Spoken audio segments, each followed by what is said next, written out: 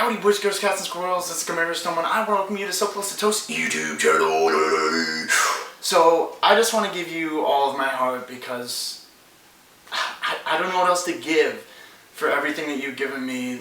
All the love, all the hugs and support on the channel. This channel is just as much yours as it is mine because you suggest things you want me to do, things to change, and I try my best, and sometimes I don't always succeed, but I just want to thank you guys for all the support on getting this channel to 200,000 subscribers. I never, ever, when I started YouTube, thought that would happen. I mean, YouTube was just that place you could put videos on the internet and show your friends and family, and your family would be like, and your friends would be like, yeah, that's awesome! And so that's kind of how YouTube has always been to me. So I just want to thank you for making YouTube so much more of an experience than I ever thought it could be. So yesterday in my video I asked you guys to hit me up on Twitter at SoCloseToToast with questions you wanted me to answer in this Q&A for today. So I'm going to give you a general summary because there was a lot of questions that were repeated. So a lot of them were mostly about beatboxing. So I'm going to give you the who, what, when, where, why, and how. So who got me into beatboxing? It was really just music. Music has been my passion for as long as I know. And I tried to play instruments and it always was like, whatever. I played drums for a while, played guitar, piano, and then all that kind of faded. And I would just pick up like the old jazz and classic rock albums that my parents listened to, like the Beatles, stuff like that. And then I started listening to old school hip hop, like Will Smith and Jazzy J, like all these guys. And it was just like, I heard that and I wanted to replicate it somehow. So whenever I couldn't have the music with me and I went on walks or hikes and stuff, I would always hum to myself. And then I was like, there needs to be some kind of beat, some kind of, thing that will make everything flow. And so I started working on that, and I just taught myself. Honestly, there was really no one there. That I was not like some apprentice to a higher up beatboxer. I didn't even know it was beatboxing at the time. And so I started when I was 12, pretty young, and I was really bad. And it was like my friends made fun of me. People that heard me like just made fun of me because, for one thing, beatboxing wasn't like the in. It wasn't the thing. Like Pokemon and yo-yos were the thing. But that was me. I just started doing that, and it, people making fun of me, it discouraged me, but I just kept doing it. I just didn't do it in front of anybody for a long time until I got to high school. And then I found another friend who I collaborated with a lot, and he was good at rapping, and so I used to give him the beats, and he used to freestyle, and then he was pretty good at beatboxing, so we kind of collaborated a lot, and it was nice having that. The whole reason why I got into beatboxing was just because of music. And people ask, like, how'd you get so amazing? It's just like, for one thing, I don't hold myself on a high pedestal at all. I don't think I'm famous. I don't think anything like that. I just do something that has gotten me through a lot of hard times in life because I didn't always have friends that were around and there was always things going on. And so beatboxing to me it means so much more than what people think it is. For me, like, people ask me how good how are you so good at beatboxing? I'm like, I don't hold myself on a high pedestal. I don't think I'm famous. Beatboxing to me is very personal, and it's like, that's why it took me so long to even make videos and do any of this, because it's just something I'm very passionate about. It's not like I'm trying to be better than anyone else or battle everyone in the world and make myself number one. It's just something that really got me through a lot of hard times when I didn't have anybody there to help me. And just as far as music means so much to me, and beatboxing is the way that I can express. Alright, so I know that was kind of long, but I wanted to give a good summary of beatboxing, give a good wrap-up of why and how I started and things like that. So hopefully that answered a lot of questions you've had about beatboxing and stuff. Let me get into the other Twitter questions. I'm going to start off with Amadante. He asks, other than, making others happy, because that's my initial goal, what drives my success? And one thing that I really live by is concentrate on the consistency but the quality of the content you upload. And make sure you constantly practice your craft, because you're never going to get better unless you keep going and going and going and trying and trying and trying. And You don't have to be the best, but if you feel as if you're trying your best and doing the best you can do, I think that's something very successful in life that you can live by. I got a couple of these, but I'm going to use Natalie's. She asked if I ever considered trying out for America's Got Talent. I have considered it. I haven't actually gone and tried out, but I've been very close. There was a time where this talent agency was coming to my town back at home, and I was calling people, setting up things, and what happened was they ended up moving the venue for, I believe it was for America's Got Talent, either for that or American Idol. But they moved the talent venue to a different town, and it was just too far, and the timing was just off. So that was the closest, and that was 5 years ago. So I don't know, maybe. You guys really are very encouraging when you say, go out for that, go out for that. I know beatboxing is not the most popular thing on those things, so it's very tough. But just to go for it, just to have fun and just to do that would be an amazing experience on its own. Alright, the next one is from Bree. She's one of my good friends online and, Xbox and pretty much everything. She's really a huge supporter of mine, and she's always there. She asks, when are we getting married? I don't know. When are you coming here? Alright, so Paul asks, what's your biggest fear? I think one of my biggest fears is failing. Failing at something. That is one of my fears, because I think that is one of the fears I feel all the time. I feel like I'm failing something or not doing good enough, and it's just is haunting me. Alright, so Killing Overdose has a good one. It's if I was a chair, who would I let sit on me and why? And I spent a little while thinking about this. I was like, I don't know who I'd ever want to sit on me, and that would be it. Alright, sit on me. Peace. No, I don't know. The only person I have in my head for some reason is Kate Upton, but I don't know why, because models are so fake, and I don't know, they're high maintenance and whatnot, but for some reason she just seems like that hometown kind of girl that you always see at the deli, and she always looks at you, and she's got the curves, man. Alright, so Mike asks, where am I from?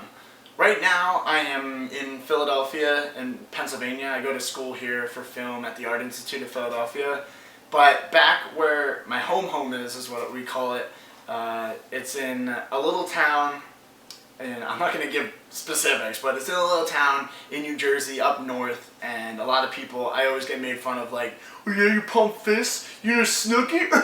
The Hero, aka Jose, asks, would I ever give up making videos on YouTube? Honestly, I've been making YouTube videos ever since YouTube started, the first month. Me and my friends were putting up videos. We put up videos on other video hosting sites as well before YouTube, and I don't see myself ever not making videos. It's just something that I'm passionate about. It's the reason why I go to school for it.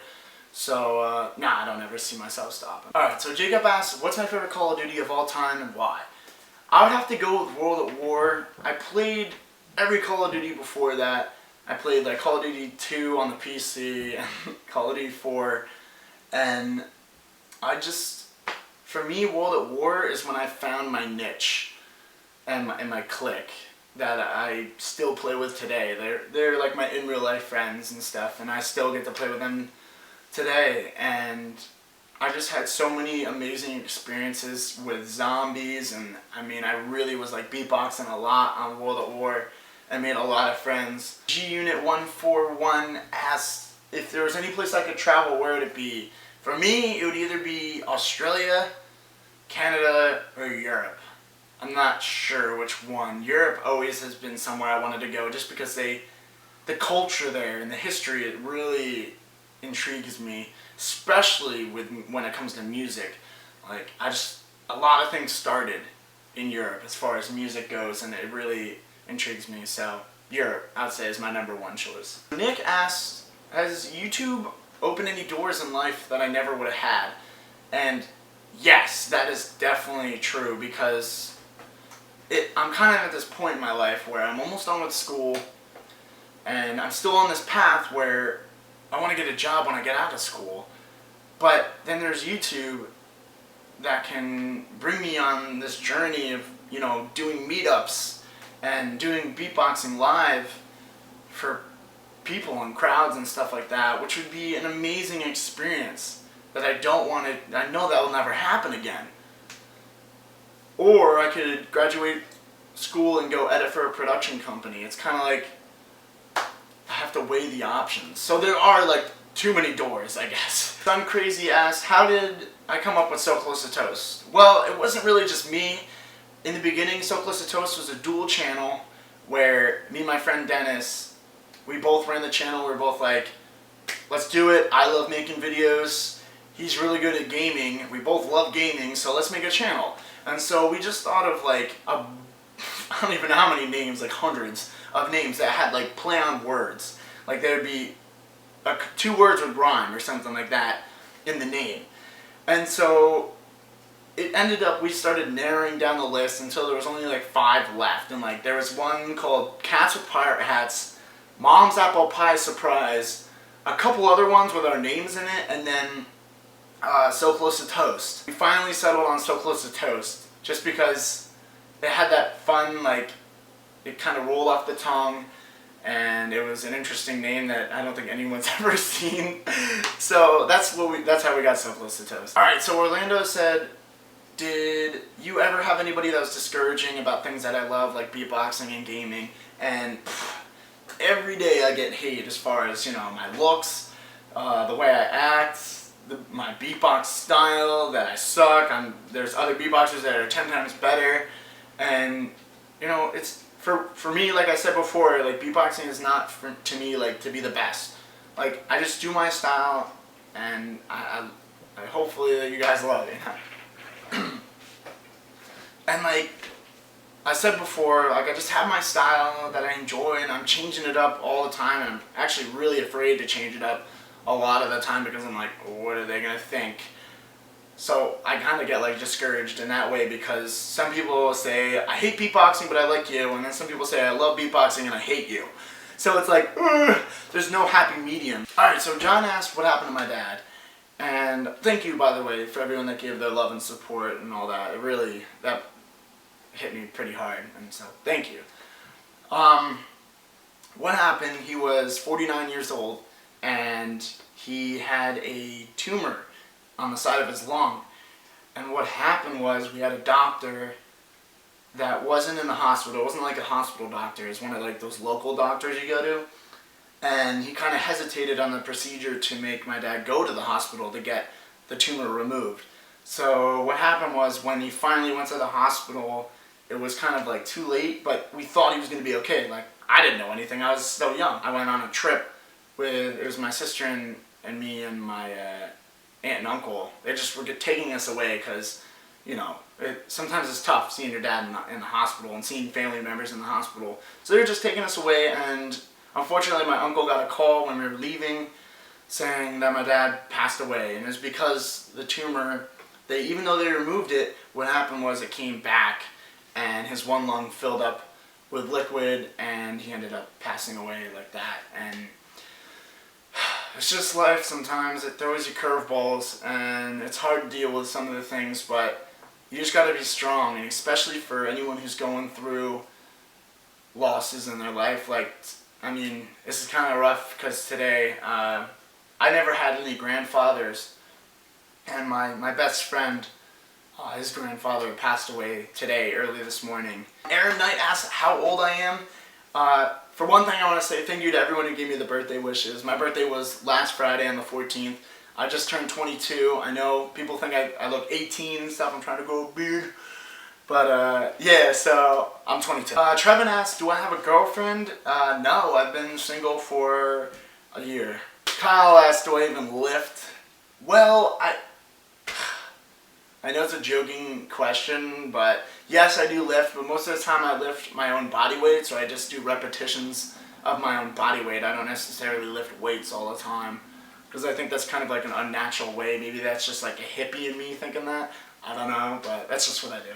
Tyler asked a really good beatboxing question. He asked, who's my favorite beatboxer? And I could go down the list as far as like who's my favorite. There's Reeps, Dave Crow, Aleem, Skiller, there's so many, but Beardy Man has always been one of my freaking favorite beatboxers of all time. He's just so theatrical, very interesting to watch live, and to this day he'll always be my favorite just because he's very unique. As far as when did I hear my first beatboxing, I think it was Will Smith in French Prince of Bel-Air.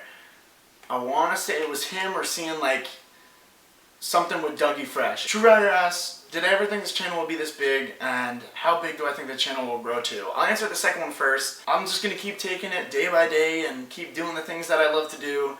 Obviously I'm going to change a lot, so get ready for some changes, big changes in the future. But yeah, I'm just going to keep doing things I love, and hopefully the channel will just keep growing. As far as did I ever think it would grow this big, like I said in the very beginning, I had no idea, so I'm just very thankful. Alright, my battery's blinking right now, it's about to run out, but I just want to thank you guys for hitting me up on Twitter with all the questions. I know I couldn't answer them all, and also thank you so much for 200K. Cheers to you guys for being absolutely amazing, the best subs in the world, and people that I call my toasters. My toasters. I love you guys. Have a good day. Peace out. Shake 'em and bake 'em. Be in the club fucking up right.